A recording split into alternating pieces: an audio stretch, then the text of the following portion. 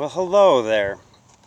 What I'm about to read to you are the last two letters that I wrote to the Omaha FBI regarding the last 5.5 years of corruption and conspiring that has ruined the quality of lives and just lives of my children and I.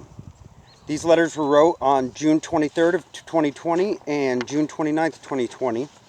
I was in a car crash on July 4th where a gentleman came speeding down doing 70, 80 miles an hour in a 35, didn't hit the brakes once, T-boned me, sent me rolling side over side, and then I've been in the hospital for a couple weeks and stuff, but I mean, it's been threatened over my head. A car crash has for the last year or two. I've always wondered when it was going to happen. So let me read these to you, and you guys, I mean, I know there's no corruption in America, but you guys can decide for yourselves what's true and what's not true. June 23rd, 2020, at 10:53 p.m., this was sent to the Omaha FBI. Hello, it's Mr. Camarillo contacting you again. In regards to my situation with several entities in the Midwest, I understand that the Omaha FBI is in a position to cover up and defend the state of Iowa facility and police that have beyond trespassed against and destroyed the last 5 years of life for my children and I. But I am strongly urging you that an advocate be sent forward or suggested in the matter in order to find a resolve and restore the lives of 4 American children in need. The state trespasses and police misconduct that have occurred the last 5 years are beyond reproach. I assure you that I most certainly was a strong human rights advocate and in the good fight from the beginning and targeted for it. I am a humble man, but I will not have my rights and family trespassed against any longer without speaking out on the matter. I know that you cannot acknowledge this letter for professional conduct and omission of acknowledgement purposes, but I am strongly urging you to send an advocate forward to resolve this matter, as I have had a hard time doing so due to the systematic oppression and corruption at the highest of levels. If not for my 4 children that are in dire need of a father, a quality parent will be losing that opportunity shortly, and the first half of my book, along with the other testimonies and evidence, will be made public. I am by no means one to be community shamed and harassed for nearly 6 years, then simply walk away from my children quietly or in submission. In fact, if not resolved in a timely manner, I will be making it my life's mission to tell my story and ensure this never happens again to another American family. For what I have witnessed, experienced, and been exposed to is not that of true American standard nor nature. For heaven's sakes, the police have used spiritual leaders and churches to manipulate the situation. I simply want my self-worth, family, and faith restored. The memories and damages done will always remain, but by all means, healing and closure must be had. So as a last in-house effort, I am asking that something be handled humbly or righteously. I thank you for your service to our country, the Constitution, and the people. Respectfully, Rudy J. Camarillo. They read it, and what'd they do with it?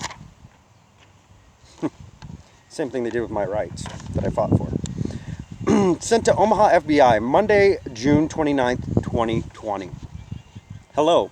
I'm writing you again in regards to the ongoing conspiring and corruption that has been damaging the lives of my children and I for quite some time. This is my final attempt to keep things in-house before starting to release the truth. I am looking to you for the ability to let some form of justice prevail in-house for my children and I. The town of Glenwood, Iowa, and the Glenwood Police Department have been responsible for many trespasses in my life the last 5 years. This was due to an unlawful arrest by the Glenwood Police Department and an unlawful termination by the Glenwood Resource Center that provoked all of this and led to small town preservation and defamation at the highest of levels. This will not stop until something is done, and the fact that I have to leave 4 children in order to have my constitutional rights, privacy, and quality of life restored is absurd. My children have suffered enough, but I fear their pain and sufferings will only be prolonged by further negligence in this matter. All efforts for advocacy have been systematically oppressed, whether due to the defamation or the systematic oppression. Truth. The police have infiltrated my churches for spiritual manipulation and abuse. Counselors in effort to trigger me, gyms for surveillance and harassment, 13, used workplaces for, roommates, 13, family and friends, all, used my children as pawns along with custody that I should have had many times over, even placed 2 women in my life to detour a lawsuit and set me up, one of which I now have twins with, which I cannot no longer visit due to the entrapment. The list goes on and on. Something must be done. Oh, they did something. This is a matter that is very deep and very dirty. Morals and ethics exited the scenario long ago. The conspiring between state employees, officers of the law, and the public have become too much to bear. When paired with the unlawful audio surveillance that I have been experiencing, it is certainly enough to drive one crazy and make them feel un-American. Absolutely. I am not asking that you discuss everything that you already know with myself, but simply discuss a resolution and way to make things right. For my family must be restored and I must be heard. If something is not made right, this will carry on forever. These entities are not about to let their guard down and allow me breathing room in fear that I may retaliate. Retaliation is not on my mind. However, justice and my family made righteous are. These have not been simple or unintentional trespasses and violations, worthy of the simple turning of a cheek. My children have been right alongside of me, suffering, and also have much trauma to recover from. There will be no healing until someone decides to exercise sound and just judgment and follow through with proper initiative. We have individuals that are to enforce the law and uphold Constitution, violating and breaking them, showing the people of the community that an oath is meaningless and nothing more than a paragraph to be recited before receiving a paycheck and benefits. I'm not asking that everyone involved be punished or held accountable, as it would be absolutely detrimental to the community. But I am asking that someone be held accountable and my children's quality of life be returned to what it once was. However, should that not be rendered and a simple solution not be had, I will be exposing them for their unlawful actions while striving to be heard and helping others that have been through similar experiences for the rest of my life. It can be the state of Iowa, where I stood against abuse and for human rights, or the police department that I stood against abuse and for American rights, or everyone. I do not care. All have hurt my family, my ability to provide, my reputation, my self-worth, and contributed to my children and I completely losing our quality of life, taking all that we once had and replacing it with 5 years of traumatic experiences. I understand your position in the matter and pray that you are not consumed with the cover-up. I am simply asking for a way to make this right before being exposed, which will more than likely lead to a thorough public investigation anyways. I have contacted over 130 lawyers, which have all been blocked and redirected. If you wish to send me a random contact, I would not notice the difference if I have or have not contacted them in any ways. But if nothing is done within the next 2 or 3 weeks, I am absolutely departing and beginning my journey to healing through being heard. This will not end without righteousness, as I presume everyone is aware of. The wounds are too deep and it is too personal. I thank you for your duties to your country and the Constitution. Respectfully, Rudy J. Camarillo. Now, those are 2 letters to the Omaha FBI, amongst the other. I've contacted them through email and phone calls 35 times since 2018 I began, and it's all been pushed by the wayside and gross negligence has occurred in one of the largest conspiring and corruption cases between state, authoritative, and public in the country, and with the longevity and severity surpassing that of any others. I've been humble. People have taken my kindness for weakness, but my family and I will not go without righteousness. God has put me in this position and put me through all these trials and tribulations and trespassed against so I can make a difference. So I can either expose these people or help the people that have been through it, so we can help put a stop to what's going on right here in the Midwest, the heartland that's using absolutely no heart, where they've just tossed aside Constitution and let opinions triumph over that in 2020. I mean, if we're learning anything with what this world's going through and this country's going through right now, it's that opinions, judgment, all that has to go by the wayside, and everybody has to have rights or have equality. Like, everybody has equal rights. Everybody has the right to be heard, man. The reason the Constitution was put in place by our founding fathers is so that when injustices such as this occur, there is no frustrations. It prevents all that with our 6th constitutional right. I mean, they've been violating my privacy, the 4th, 6th, 9th, and then 14th constitutional rights, 5th too, 1st too. I mean, it's all over the board. Like, I have no constitutional rights. And the Omaha FBI should absolutely be holding people accountable or be held accountable for not doing it. And the gross negligence has severely impacted my life. I mean, when you look back at it, I don't want to smear anybody's name, but I was married to a woman who had some addiction problems and partying problems. I was the only one working for the state of Iowa, being the mother and father for my children, on a waiting list for the Council Bluffs Fire Department, right?